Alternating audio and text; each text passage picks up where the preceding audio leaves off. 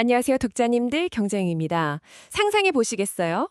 막 그 해외 주식 시장에서 큰 수익을 내신 개인 투자자분들이 엄청난 막대한 자금을 싸들고 국내 증시로 돌아오고 있습니다. 네, 어마어마한 규모의 돈이죠. 맞아요. 이 거대한 자본이 우리 기업들의 혁신이나 막 폭발적인 성장의 연료가 될 거라고 다들 기대하시잖아요.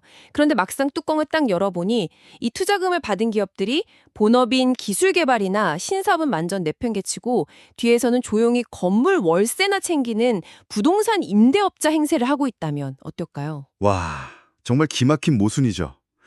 2026년 3월 24일 화요일 오늘 저희가 주목하는 곳이 바로 이 지점입니다. 겉으로는 평온해 보이는 한국 자산시장. 그 수면 아래에서 각 경제 주체들의 자본이 완전히 엇갈린 방향으로 이동하는 거대한 자본의 재배치 현상이 일어나고 있거든요. 네, 똑똑해진 개인들의 돈은 세제 혜택을 얻고 썰물처럼 밀려드는데 정작 혁신을 주도해야 할 기업들은 땅 투기에 빠져서 성장 동력을 잃어가고 있는 상황인 거죠. 그렇습니다. 그러다 보니 기관 투자자들과 사모펀드, 또 심지어 최대 큰손인 국민연금 같은 거대 자본은 텅 빈 국내 혁신 시장을 아예 뒤로 하고 다른 살 길을 찾아 훌쩍 떠나고 있습니다. 그래서 오늘 서울경제신문 증권부 기사들을 바탕으로 이 막대한 돈들이 도대체 왜 이런 기형적인 흐름을 보이고 있는지 그 숨겨진 인과관계를 끝까지 한번 파헤쳐보겠습니다. 네, 시장의 표면적인 숫자들 아래에서 벌어지는 진짜 돈의 흐름을 따라가는 건 사실 언제나 흥미롭습니다. 특히 오늘 짚어볼 직체들의 움직임은 서로 독립된 게 아니라 하나의 원인과 결과로 아주 촘촘하게 엮여 있거든요. 아, 기대되네요. 가장 먼저 짚어볼 건 아까 말씀드린 개인 자금의 화려한 귀환입니다. 오늘 주요 증권사 7곳에서 그 RIA 계좌가 첫날에만 무려 8,308개나 개설됐다고 합니다. 와, 하루 만에요. 네, 하루 만에 터진 수치예요. 계좌당 평균 입고액이 한 1억 원 선이니까 하루 만에 거의 8천억 원이 넘는 엄청난 돈이 국내 주식시장을 향해 움직인 셈입니다. 여기서 전문가님, 그 RIA가 뭔지의 독자님들 위해서 짧게 설명 좀 부탁드릴게요. 아, 네, 물론이죠. RIA는 일종의 국내 시장 복귀 계좌를 말하는데요. 투자자분들이 해외 주식을 팔고 그 대금을 이 계좌로 가져와서 국내 주식에 1년 이상 묻어두면 정부가 주식 팔 때 내야 하는 양도소득세를 50%에서 최대 100%까지 깎아주는 아주 파격적인 제도입니다. 와, 세금 폭탄 때문에 해외 주식 매수 망설이던 분들한테는 거의 완벽한 탈출구네요. 맞아요. 사실상 해외에서 돌아오는 자본을 위한 일종의 VIP 프리패스 같은 역할을 톡톡히 하고 있는 거죠. 게다가 이 자금을 유치하려고 증권사들이 벌이는 연어 개미 쟁탈전이 시장 열기를 더 뜨겁게 달구고 있습니다. 아, 그 기사 봤어요. 메리츠 증권은 막 거래 수수료 면제는 기본이고 최대 2천만 원 상당의 골드바를 주겠다면서요? 네, 총 1억 원 규모의 현물금을 경품으로 내걸었죠. 한국투자증권이나 KB증권 같은 다른 대형사들도 타사 가입자 뺏어오려고 최대 21만 원 현금을 계좌에 꽂아주는 마케팅도 막 불사하고 있습니다. 확실히 환율이 1,500원을 넘나드는 지금 같은 고환율 상황에서 이런 달러 자금 유입은 진짜 가뭄의 단비 같습니다. 게다가 이거 단타 치고 빠지는 돈이 아니잖아요. 그렇죠. 세제 혜택 받으려면 최소 1년은 의무로 보유해야 하니까요. 그러니까요. 이 돈들이 중장기 투자로 전환되면 국내 증시가 쉽게 무너지지 않게 받쳐주는 든든한 버팀목 역할도 하겠네요. 바로 그 점이 핵심입니다. 정부가 세금까지 포기하면서 이 제도를 만든 근본적인 이유죠. 장기 자본이 받쳐주면 기업들은 그 돈으로 혁신적인 신사업에 투자하고 기업 가치가 오르면 다시 투자자들에게 이익이 돌아가는 그런 선순환 구조를 만들겠다는 겁니다. 아, 그런데 말입니다. 이렇게 VIP 대접을 받으며 들어온 스마트머니가 흘러들어가는 종착지, 즉 상장 기업들의 실제 행동을 보면 진짜 배신감이 들 정도예요. 오늘 이야기에 가장 뼈아픈 모순이 등장하죠. 서울경제신문 단독 집계 결과 말씀하시는 거죠? 네, 맞아요. 저 눈을 의심했잖아요. 국내 코스피와 코스닥 상장사 중에서 무려 52곳이 회사의 전체 시가총액보다 본인들이 쥐고 있는 투자 부동산 가치가 더 높다는 충격적인 사실이 드러났습니다. 여기서 독자님들이 명확히 구분하셔야 할 개념이 하나 있습니다. 바로 투자 부동산인데요. 아, 네네, 설명해 주세요. 기업 재무제표에 적히는 이 투자 부동산은 공장이나 사옥, 물류창고처럼 회사가 정상적인 영업활동을 하는데 꼭 필요한 자산이 절대 아닙니다. 말 그대로 나중에 시세 차익을 노리거나 매달 월세를 받기 위해 굴리는 본업과는 철저하게 무관한 잉여 부동산을 뜻하죠. 와, 상상해보세요. 사업용 염료를 만든다는 코스피 상장사 이화산업이라는 곳이 있습니다.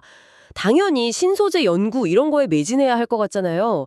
그런데 이 회사 오늘 종가 기준 시가총액이 419억 원인데 장부에 올려놓은 투자 부동산 가액은 무려 2,043억 원이에요.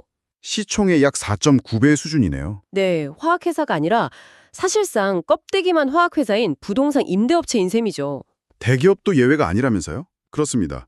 굵직한 철강업체인 동국제강도 현재 시총이 4,600억 원대인데 이 회사가 지난해 6,400억 원이 넘는 돈을 들여서 서울 중구에 있는 페럼타워를 통째로 사들였습니다.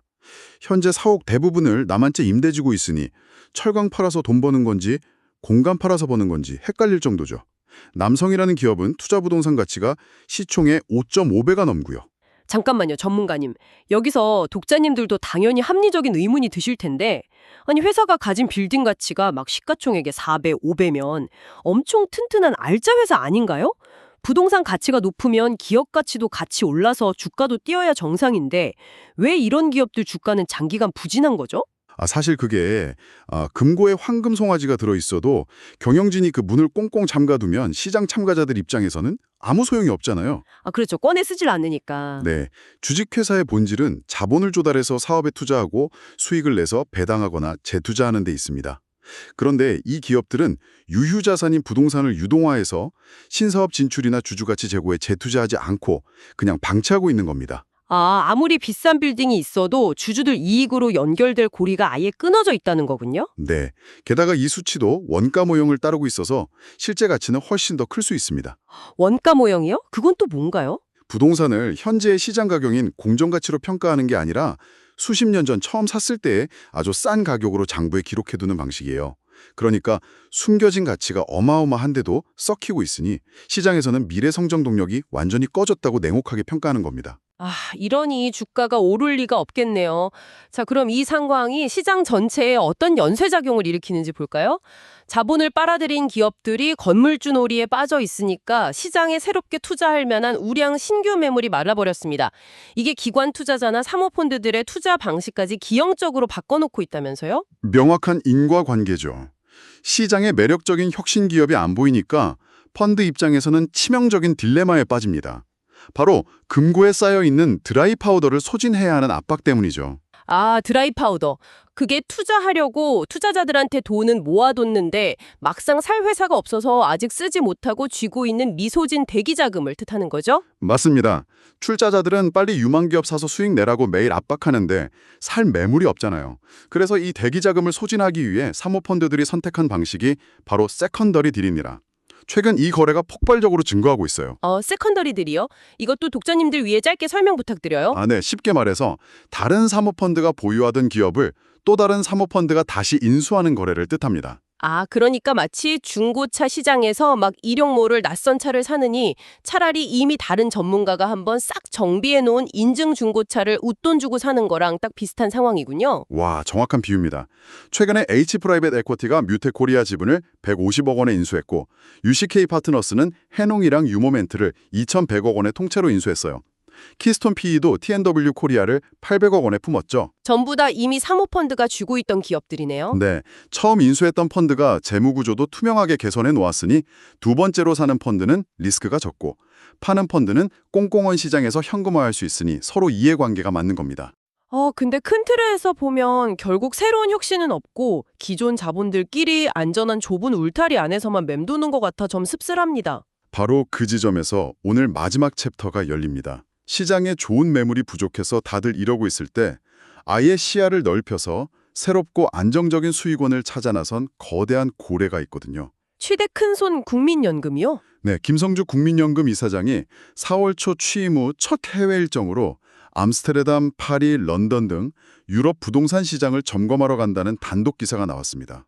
아니, 국민연금이면 국민 노후자금인데 실리콘밸리 AI 기업 같은 데 투자해서 수익 내야 하는 거 아닌가요?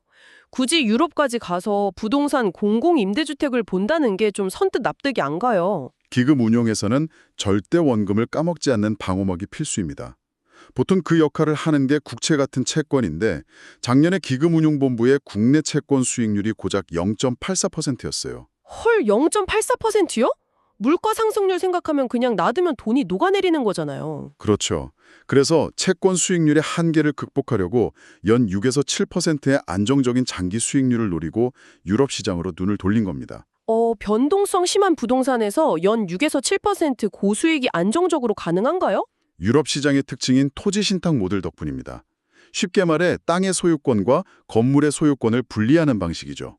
국민연금 같은 연기금이 알짜 땅을 영구적으로 사들이고 민간에는 그 위에 건물만 짓게 하는 겁니다. 아, 땅은 안 팔고 계속 쥐고 있으면서 거주자들한테 저렴한 건물 임대료만 받는 구조군요. 네, 서민들은 싼 값에 좋은 주거를 얻어 시장이 안정되고 투자자는 든든한 땅을 담보로 채권처럼 고정 수익을 안전하게 챙기는 겁니다.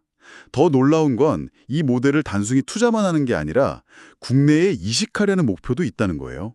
아, 기사에서 언급된 용산정비창 부지 같은 곳에 장기 자본을 투입하는 대안 말씀이시군요. 단순히 민간에 땅 비싸게 팔고 끝내는 게 아니라요. 맞습니다.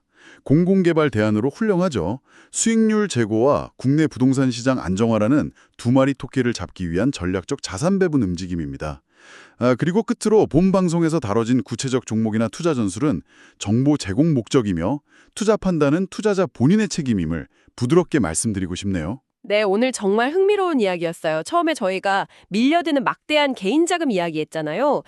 독자님들 세제 혜택 받으려고 1년 이상 주식을 꽉 쥐고 있어야 하는 이 똑딱한 개인 자본이 과연 가만히 묻어만 있을까요? 저는 이 막대한 자본이 본업 대신 부동산만 쥐고 있는 시가총액보다 부동산이 더 큰 기업들을 향해서 적극적인 가치 제고, 즉 주주 행동에 나서게 될 거라고 봅니다. 기업들이 유휴 자산을 어떻게 활용하도록 시장이 압박할지 지켜보는 것도 정말 흥미로울 것 같습니다. 지금까지 자본의 대이동 그리고 시장 트렌드 주제에 대해 다뤘습니다. 투자 판단에 참고가 되셨길 바랍니다. 다음에도 빠른 증권 소식으로 찾아뵙겠습니다. 지금까지 서울경제신문 경제용이었습니다. 감사합니다.